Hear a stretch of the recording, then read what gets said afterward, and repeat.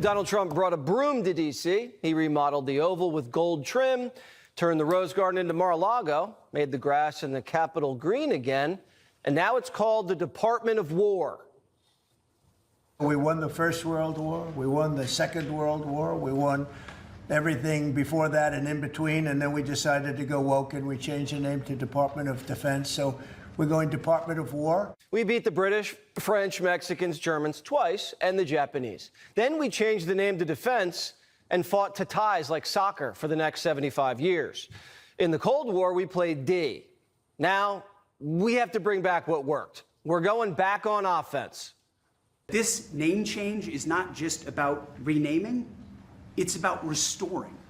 Words matter. It's restoring, as you've guided us to, Mr. President, restoring the warrior ethos, restoring victory and clarity as an end state, restoring intentionality to the use of force. The War Department is going to fight decisively, not endless conflicts. This War Department, Mr. President, just like America, is back. It couldn't come at a better time. The Chinese military parade was a wake-up call. 60-foot submarine drones, hypersonic missiles, robot jets that can intercept airstrikes. Putin, Kim, and Modi even got a look at China's 600 nuclear warheads. Modi used to be our boy, but Trump said he went to the dark side. Whose fault was that? The soggy Rose Garden.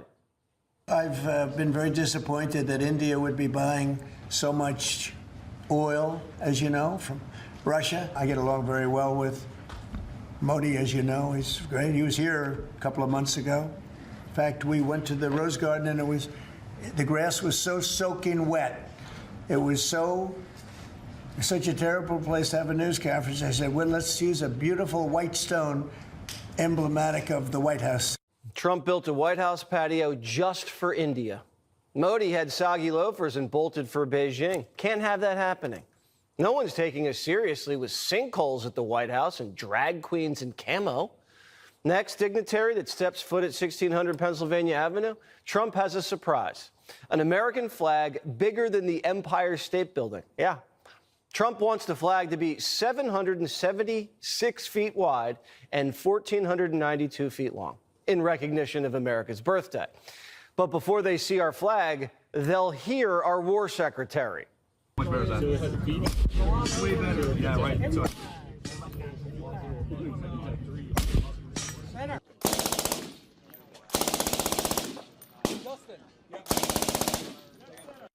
The military has been testing out the hardware just to make sure it's not rusty.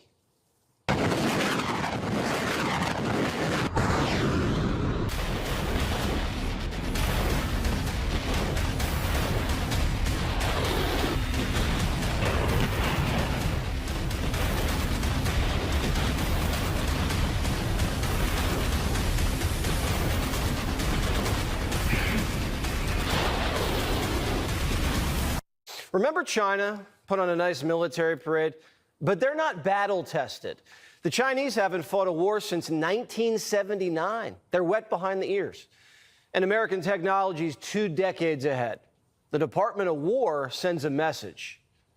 I think it sends a message of victory. I think it sends really a message of strength. We're very strong. We're much stronger than anyone would really understand. The name also reminds the country what the mission is. It's not DEI or nation building or padding invoices with $70,000 toilets in Iraq. It's about war, not fighting war, winning war. It's a vibe shift. Reestablishing deterrence so that when the enemy sees an American, they don't want to with us because they know they'll get the business end of the best warrior on the planet.